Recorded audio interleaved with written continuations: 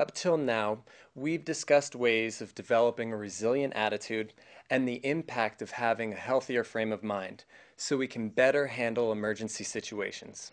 What ties all of this together is developing realistic plans that enable you to be prepared in the event of a major crisis. While no one wants to think about a serious upheaval by way of a pandemic or disaster, we still need to be ready.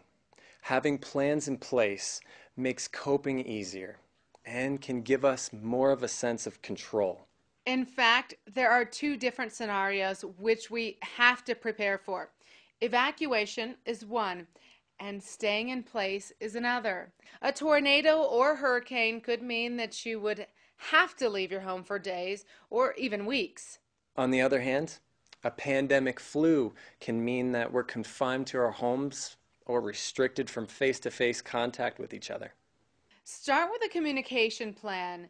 Just knowing in advance how family members will contact each other if you become separated will provide real peace of mind. If possible, have an out-of-state contact who can serve as a central communication point for all family members.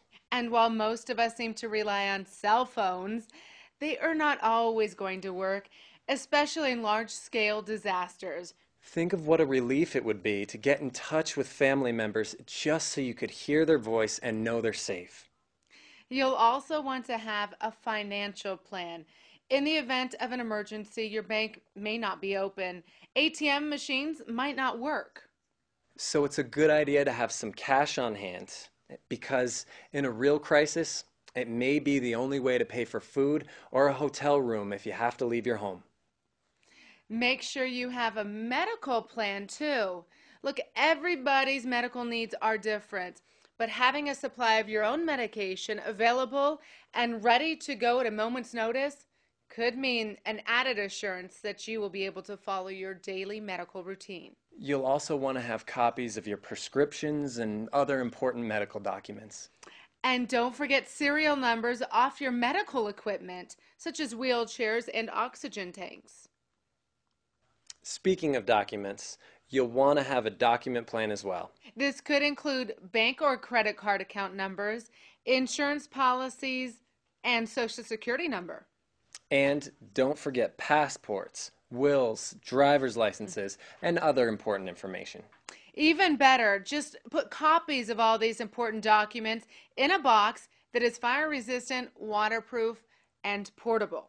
That way, when you have to leave in a hurry, all of your important documents are ready to go too. We also need to have a food plan in place. This would mean having plenty of non-perishable foods and bottled water on hand.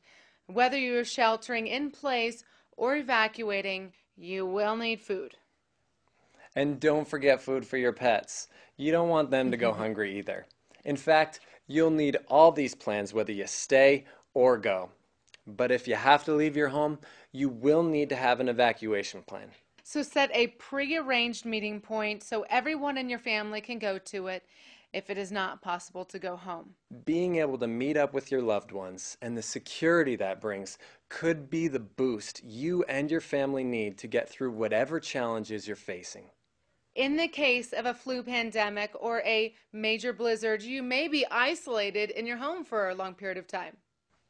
I kind of like blizzards. It's a great time to get in some good reading and have quality time with family. But you won't enjoy it very much if you don't have food in the cupboard or something to drink in the fridge. So when possible, you should try to be prepared for at least 72 hours. Oh, I didn't think of that. And in the case of an emergency that forces you from your home, non-perishable foods are easier to take with you to eat while you're on the move. I could still bring my book along. Okay, agreed. Even having something to do like board games and books can make staying home or traveling in the car a lot easier. It's easy to understand that having a set of plans is a major asset in an emergency and will really add to your resilience.